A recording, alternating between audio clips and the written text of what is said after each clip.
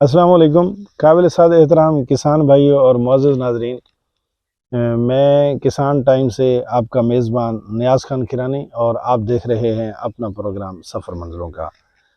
नाज़रीन, आज मैं कुछ आप लोगों से अच्छी-अच्छी और कुछ फीकी-फीकी सी बातें करने लगा हूँ और कुछ फिर मुझे जवाब भी दरकार होंगे, आप मेरे सवालों का जवाब भी ढूँढोगे और कुछ मेरी बात को मुक़्तदर हलकों तक भी पहुँचाओगे। ये सारी जो है ना मिली-जुली कुछ ज़िम्मेदारियाँ मेरे ऊपर और आपके ऊपर ऐड होती हैं।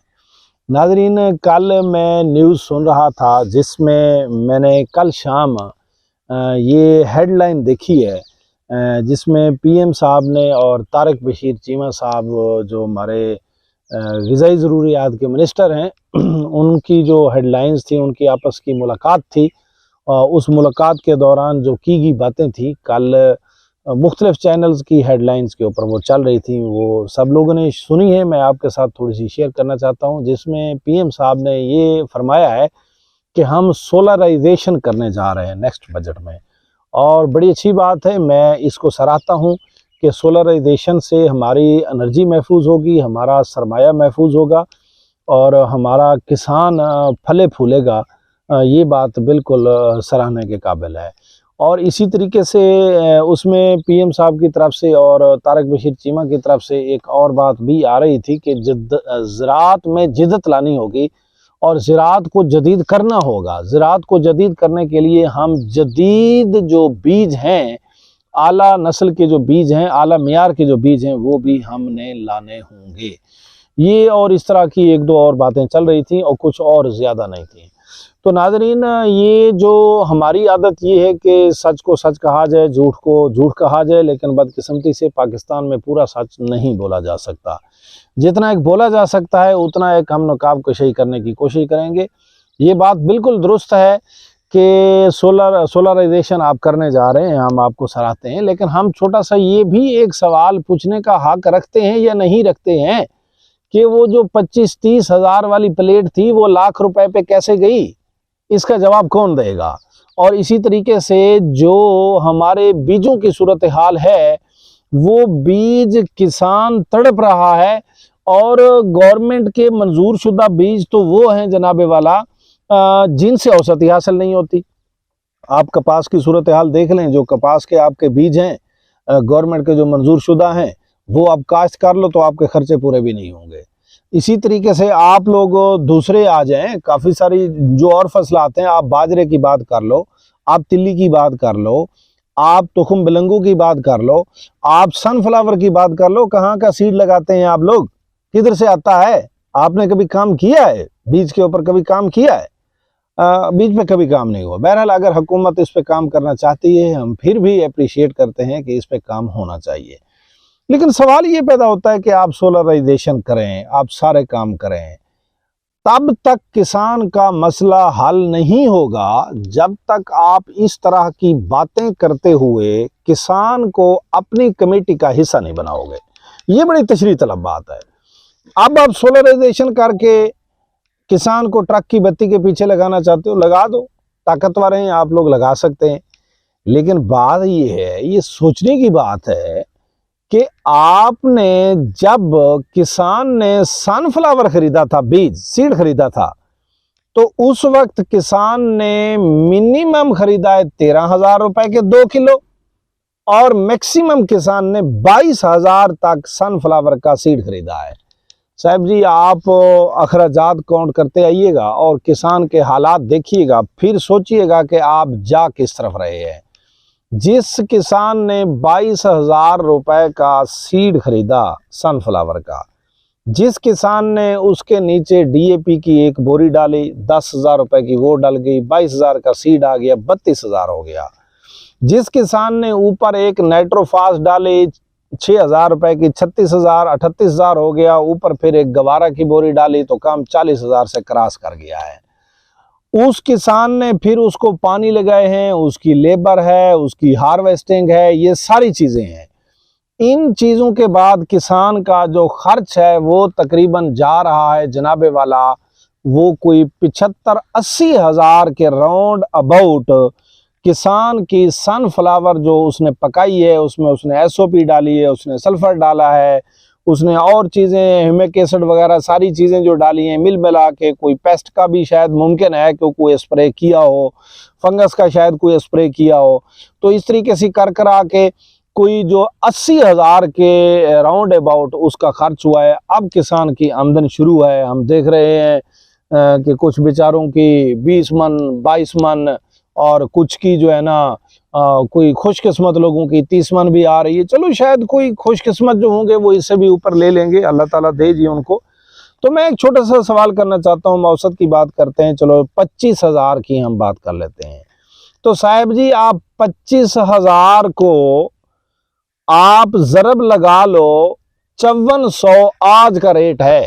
जिस वक्त किसान ने सनफ्लावर काश्त किया था इस मुल्क और कौम के तेल की जरूरत को पूरा करने के लिए, अपने बच्चों का पेट काट के, अपने बच्चों के सर्दी के कपड़े काट कर नहीं लिए और सनफ्लावर का सीड लिया है।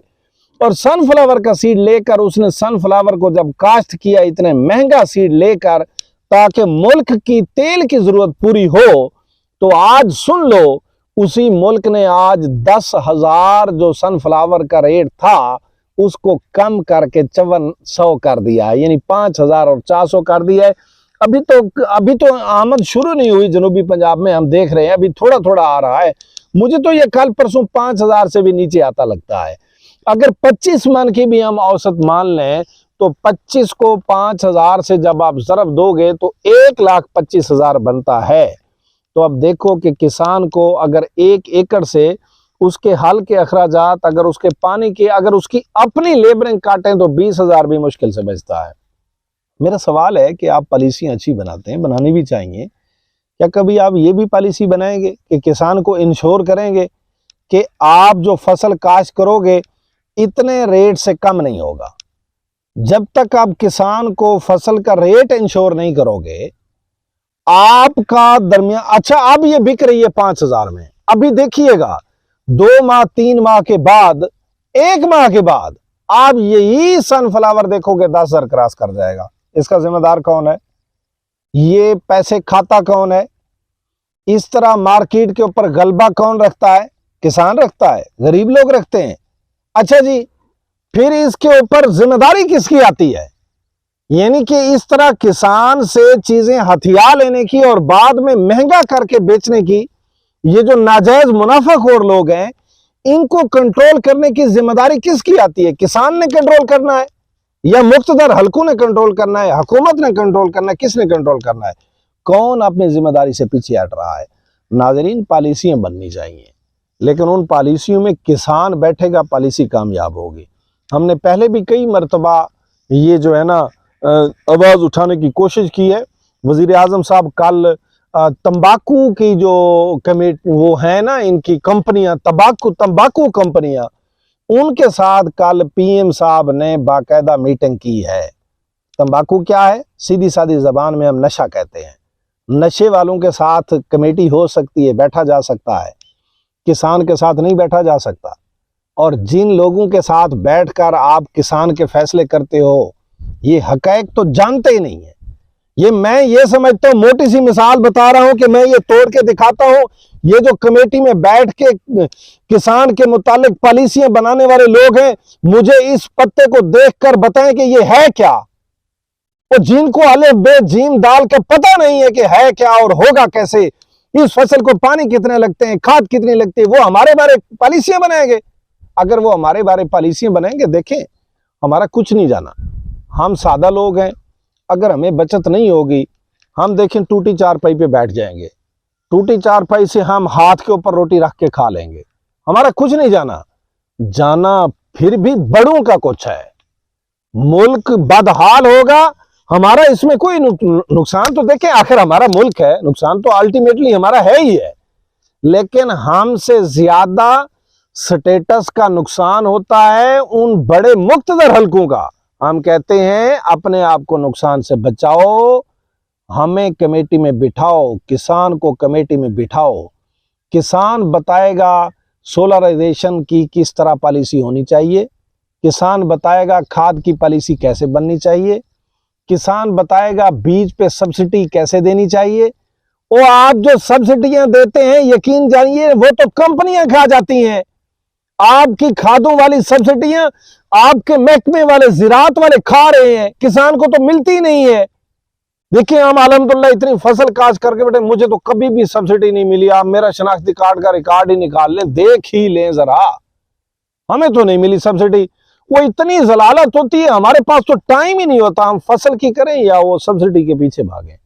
देखिए ये बैठ के बनाना पड़ेगा, ये किसान को साथ बिठा के बनाना पड़ेगा। किसान से पूछना पड़ेगा कि सब्सिडी देने का तरीकाकार क्या रखा जाए। किसान से पूछना पड़ेगा कि कौन सी फसल का रेट कितना मुख्तस किया जाए। किसान से पूछना पड़ेगा कि तेरी कौन सी फसल के अखराजात कितने हैं। तब जाके मुल्क सुधरेगा, तब जाके कौम सुधरेगी, तब जाके हमारा पाकिस्तान सुधरेगा। मैं अब भी गुजारिश करता हूं कि होश के नाखून लें और किसान को कमेटी में शामिल करें। किसान को कमेटी में शामिल करके आप ज़राअत के मुतालिक तमाम किस्म के बहरान पर काबू पा सकते हैं अगर किसान को शामिल करेंगे। अगर किसान से नफरत करेंगे तो पहले भी तो 75 साल अब नफरत ही करते आए हैं, करके देख लें, मजीद भी देख लें।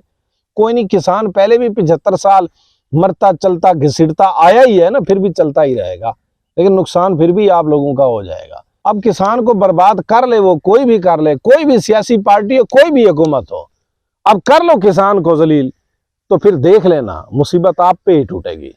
किसान को मजबूत करो, किसान आपकी बुनियाद है। किसान मजबूत होगा, कौम मजबूत होगी, कौम मजबूत होगा, मुल्क मजबूत होगा इंशाअल्लाह ताला। नेक्स्ट वीडियो और नेक्स्ट आइडिया तक मुझे और मेरी टीम को दीजिए इजाजत। अस्सलाम वालेकुम।